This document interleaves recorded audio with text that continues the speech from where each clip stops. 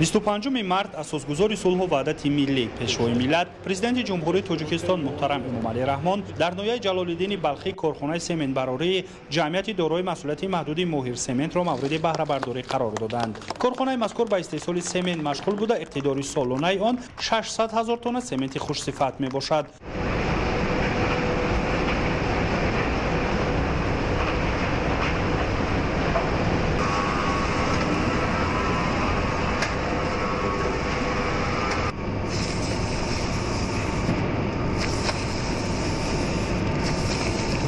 корҳои сохтмонии иншооти мазкур соли 2018 оғоз ёфта бо истифода аз муосиртарин техникаву таҷҳизоти корӣ ва хатҳои истеҳсолӣ дар масоҳати 6.7 гектар замин бунёд гардид. Зимни боздид ба сарвари давлат муҳтарам Эмомалӣ Раҳмон иттилоъ доданд, ки дар корхонаи нав 120 нафар сокини маҳаллӣ соҳиби ҷойи кори доимӣ гардиданд.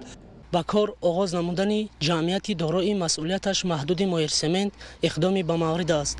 Ин ташаббус дар заминаи амалисозии ҳадафи чоруми роҳбарияти ҳукумати мамлакат, саноаткунонӣ бо суръати мамлакат рӯи кор оварда шуда, дар як маврид боиси таъмин шудани даҳҳо нафар сокинони маҳал бо ҷойҳои корӣ мегардад.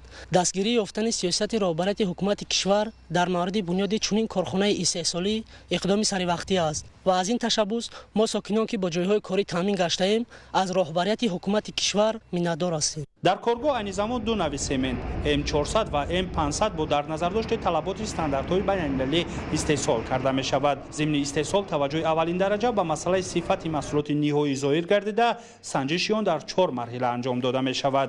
барои муайянсозии таркиб ва сифати сементи истеҳсол гардида таҷҳизоти муосири лабораторӣ дар корхонаи нав харидорӣ ва насб карда шудааст. дар раванди кори истеҳсоли семент мо ҳар як давраи муайян ки 1 соатро дар бар мегирад намуна гирифта ташхис менамоем. Сементи истеҳсолшуда ба меъёри стандартии ҷаҳонӣ мутобиқ мебошад. Ширкати Моҳир Семент айни ҳол ту нави маркаи Portland 400 ва 500ро истеҳсол менамояд.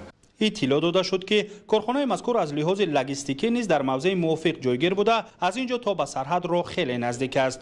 хати роҳи оҳан низ то ба дохили корхонаи Моҳир Семент бунёд гардидааст. қисмати бештари сементи истеҳсол намудаи коргоҳи мазкур чун маҳсулоти содиротӣ ба ҷумҳурии исломии Афғонистон ва ҷумҳурии Ӯзбекистон содирот карда мешавад. барои шиносоӣ бо маҳсулоти ниҳоӣ ва харидории он корхона дорои толори фурӯш буда, дар ин ҷо барои мизоҷон шароити мусоид, аз ҷумла хизматрасонии тариқи корт роҳандозӣ гардидааст. ба иттилои масъулин дастгоҳҳои насб шуда насли нави техникаи соҳавии корӣ буда, аз ҷумҳурии мардумии Чин харидорӣ ва васлу насб гардидаанд. таҷҳизоти мазкур сифати баланди маҳсулоти ниҳоиро таъмин намуда, ҳамчунин ҳаворо аз олудашавӣ нигоҳ медорад ва имконият медиҳад, ки чангу ғуборе, ки ҳангоми истеҳсолот ба вуҷуд меояд, дубора коркард карда шавад.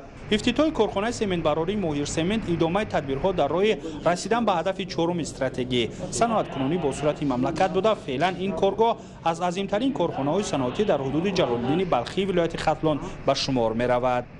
мо талаботи бозори меҳнатро ба инобат гирифта дар ноҳияи Ҷалолиддини Балхӣ ифтитоҳи корхонаи ҷДММ Моҳир Сементро мувофиқ ба мақсад донистем.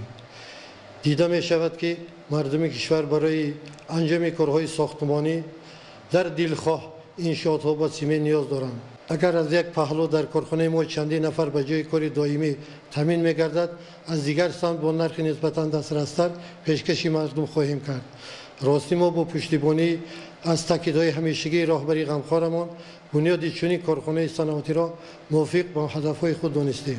Моҳир Семент дар доираи нақшачорабиниҳо бахшида ба 30-солагии истиқлолияти давлатии ҷумҳурии Тоҷикистон бунёд гардида, дар маҷмӯъ то таҷлили ин санаи фархонда дар ноҳия бунёду ба истифода додани 14 иншооти саноатӣ дар назар дошта шудааст. ҳамчунин ба ободонии гирду атрофи корхона таваҷҷӯҳ зоҳир гардида, дар доираи корҳои ободонӣ саҳни он бо гулу бутаҳои ороишӣ зебу зинат дода шудааст.